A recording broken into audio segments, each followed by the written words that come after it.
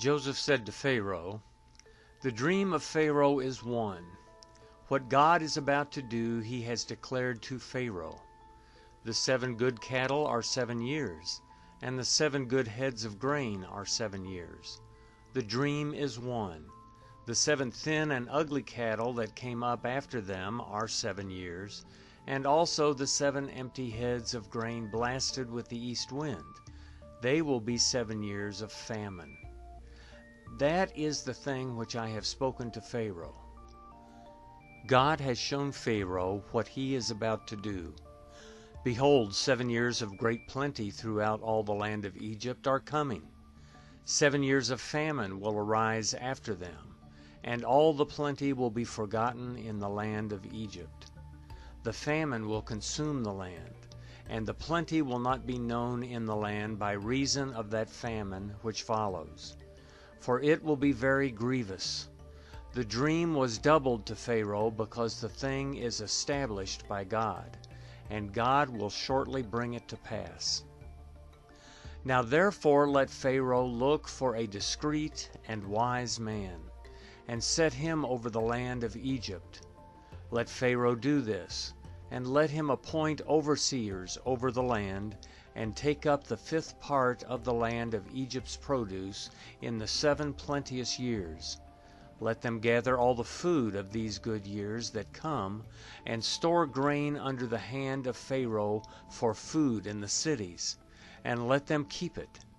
The food will be to supply the land against the 7 years of famine, which will be in the land of Egypt, so that the land will not perish through the famine." The thing was good in the eyes of Pharaoh, and in the eyes of all his servants.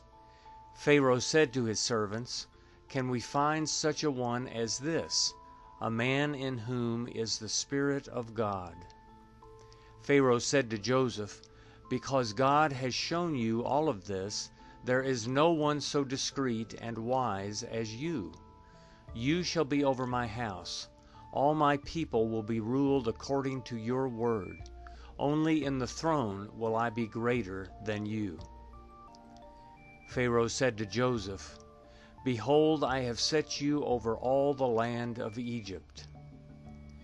Pharaoh took off his signet ring from his hand and put it on Joseph's hand, and arrayed him in robes of fine linen, and put a gold chain about his neck. He made him ride in the 2nd chariot which he had.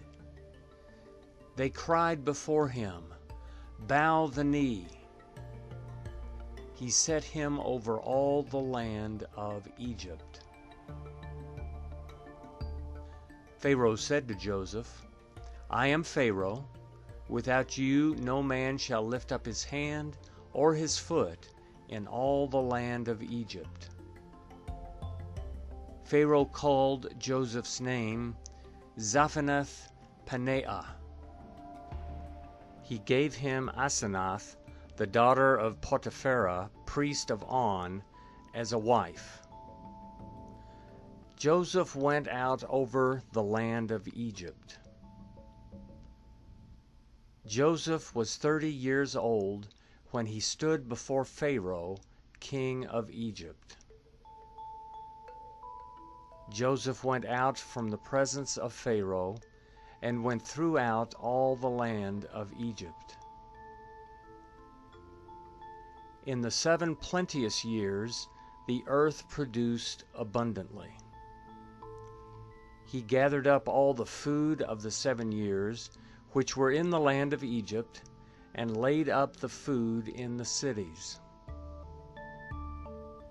He stored food in each city from the fields around that city. Joseph laid up grain as the sand of the sea, very much, until he stopped counting, for it was without number. To Joseph were born 2 sons before the year of famine came, whom Asenath, the daughter of Potiphera, priest of On, bore to him. Joseph called the name of the firstborn Manasseh, for he said, "God has made me forget all my toil and all my father's house." The name of the second he called Ephraim, for God has made me fruitful in the land of my affliction. The 7 years of plenty that were in the land of Egypt came to an end. The 7 years of famine began to come, just as Joseph had said. There was famine in all lands, but in all the land of Egypt there was bread. When all the land of Egypt was famished, the people cried to Pharaoh for bread, and Pharaoh said to all the Egyptians, "Go to Joseph. What he says to you, do."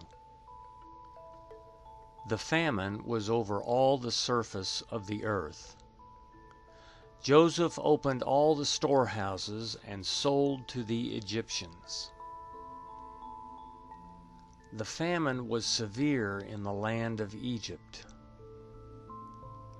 All countries came into Egypt to Joseph to buy grain, because the famine was severe in all the earth.